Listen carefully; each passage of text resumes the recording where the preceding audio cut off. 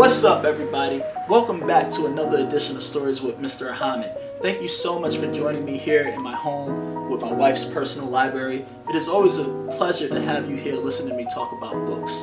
Now, I know that I could have waited until I got back into my classroom to do these, but I have read so much over the pandemic that I didn't want to keep it to myself, because the things that they have done for me in terms of elevating my thinking or furthering my understanding of Black culture and history and teaching also, and literature, it was just so much, and I just wanted to share it as soon as I could. So you may have noticed that I've done like these Black Book Matters posts where I've done these little paragraphs to talk about books that I was reading, and that didn't cover everything that I read, over that time. I've also read some other things. One of the books that stuck with me most was very different from what I normally read. It wasn't fiction, it wasn't YA or anything like that. It wasn't even really history for that matter. It's more so commentary on a very particular time that feels like it's long gone now. So I read Articulate While Black by Alim and Smitherman. And this book, I have to tell you, if you've ever wondered about Black language and you ever had a hunch about how it's targeted to make people feel, less than for those who use it, then look, you gotta read this, because it does it through the lens of talking about Barack Obama and his presidency and how the media received him, both, white and right and left media, as well as Black people. It goes through, his relationship with hip hop, his gestures between him and his wife, how he said things off the cuff, or how he made fun at certain events. It catalogs most of his major speeches, and it talks about the way that he transitioned to speak to both mainstream white audience as well as a Black audience, and how that served him in getting one of the highest Black turnouts ever in terms of politics. At the very same time, it also just talks about Black language. There is some commentary in here in terms to the history and the use and change of the N-word, as well as MFA. You already would know what that is. Bad Mama Jamma is a way that you can say it without cursing. It talks about those things. It talks about how people in Black culture prefer to break the rules of language and be more creative, as opposed to being stagnant by the rules and by what's presented. And it dives even deeper to talk about calling in for getting an apartment or children in school. Now, this book has been really important to me because what I've seen across Instagram with some Black teachers, Black educators online, is that there's this whole idea that we want to get far away from code switching. Okay, so code switching, let's keep it really simple. Code, so we can think language, and switching, so going back and forth between one language and another, or one dialect and another.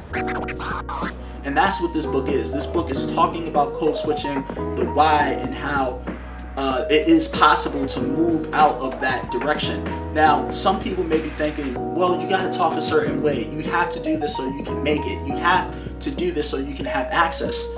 However, what that really is doing is that is taking someone's language and devaluing it so much that you're actually making a personal attack on them.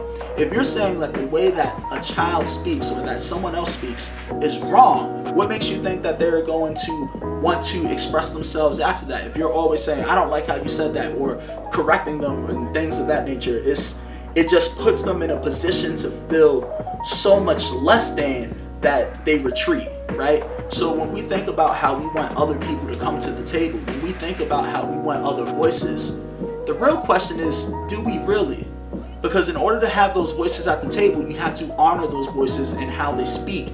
So what Alim and Smitherman are really asking us to do is to think about language in a day-to-day situation. but to also consider how that language from day to day is representative of power. So language is much more than the words that are said. It's also, you know, the meaning behind it, and it's also behavior and culture.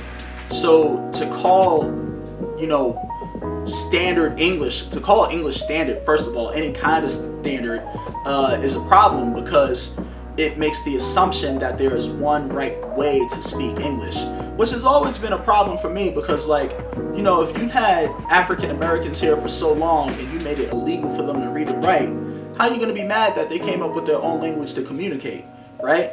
And it's pointed out in this text somewhere, I don't remember which chapter, is that English is actually a creolization of like Latin and Spanish, or some other thing. Like it's a mix of languages, and you can see that is that when we look at other languages, if you study, it's like, oh, this is the root word, blah blah blah. So English itself isn't very standard. So what I ask people to consider, if you are a teacher or if you work in media, or you know, just if you major in some kind of communication, is that, you know, what does it do to a group of people if you tell them that, you know, you're not saying this right all the time, or you speak wrong, or your language is unacceptable, or you have to speak differently while you're here.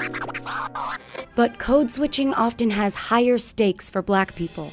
I think it's clear why Black people specifically feel the need to code switch. This is Taryn Finley. She's the editor of HuffPost Black Voices. Our Blackness isn't accepted in a lot of spaces that are critical for our success and our survival. A lot of times we have to dilute and we have to put on a mask. It's a bigger leap for someone who speaks African American English versus someone who speaks a language that is closer to mainstream English, the language of those in power. Our Blackness inherently says trouble in a lot of white spaces and a lot of public spaces.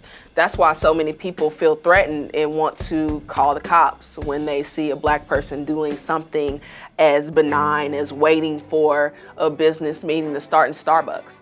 So it sounds like racism is the root cause of all of this. We haven't, as a country, confronted racism and really got into the roots of why we code switch, why we feel like we have to straighten our hair in order to get a job, even if we don't want to. That concerns me, because I think the Black body is like every other body, a beautiful body, and should be loved and respected, and not feel anxiety as you walk through the world on a daily basis. I know I feel that anxiety, because I do want to be accepted by the world in which I live. And by taking away someone's language or making their language appear less than, what you're really doing is putting that person down and dehumanizing or devaluing them, which is a problem. Now, what's crazy is that, like, in the last chapter, I think if you are a teacher and you read this book, you should read chapter 6 first. Read chapter 6, and then maybe read chapter 3, I think it is, where they talk about the N-word and other curses. Like, that stuff is really important. So in chapter 6, the author goes in and he interviews a white teacher, and they're talking about code switching, and she's like telling the kids, like, you know, this is just the way it is about language and how to communicate. And then the kids go back and say, like, they don't even try to explain. Is that, like, keep in mind is that, like, if someone says something and you understand them, you know, I know there's a time and place for everything, so it's like a catch-22, but especially in the school system, that's the time where they are learning and that they are developing and they're trying to make sense of things. I think it's important for us to remove the barriers and the boundaries that prevent them from expressing themselves. I think it's more important to allow those students to get those ideas out there so that they can build upon them. But if we put up the wall that, like, you have to say it like this or you have to speak this way, then it makes it difficult for them to even get to that point to share those ideas, right? We want to create spaces where kids can be themselves. We want to create spaces where our students are willing to come to us, but they will never get to that point if we don't allow them to express themselves freely. That's my belief anyway, and that goes hand in hand with my pedagogy in terms of getting to know the students so that I can teach them. Like, I feel like I really need to know who is sitting in that seat so that I can try to relate to them and make things relevant to them and present things to them that's going to help them in the now. So much of teaching can be lost on the fact that like we want them to set off these goals and these accomplishments for a standardized test or for far off in the future, but that doesn't help them deal with a situation that they're facing. It doesn't help them put food on the table, money in their pocket, or deal with a bully or deal with a situation that they have at home right then and there. And I think that's something that we need to move towards. And by using the stuff that's in this book, by discussing language, I think that will allow us to, as teachers, to put ourselves in a position to be better supporters and educators for our students, is what I think. So, new to what I'm doing right here with this show is that I want to present ideas of how you can teach this.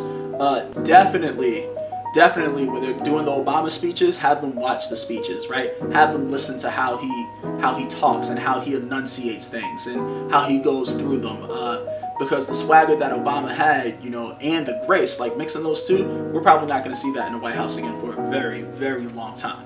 But he did it, and he communicated with both people. And I think one of the things you want to ask your kids is like, why is it that there were so many people in mainstream media and politics so enthralled with him, but so unwilling to accept the culture and the language that comes from? That's a big question, right? And it talks about this, is that there's this idea that, white people can be so engaged with black culture that they take it and use it for what they want, but black people never benefit from that. And in fact, they're often told like, no, this is actually what it is by people who didn't create it. So, that's a problem. That's something that you got to look at.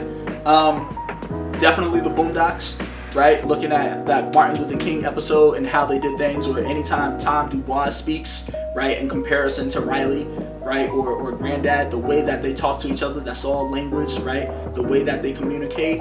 I would then also say Key and Peele, right, with the anger translator. These are all things that you can use, all things. And what's so cool about this is that you can take this to another step and not just talk about history and culture, but this is AP level material, right? And the way that we speak, the rhetoric that we use.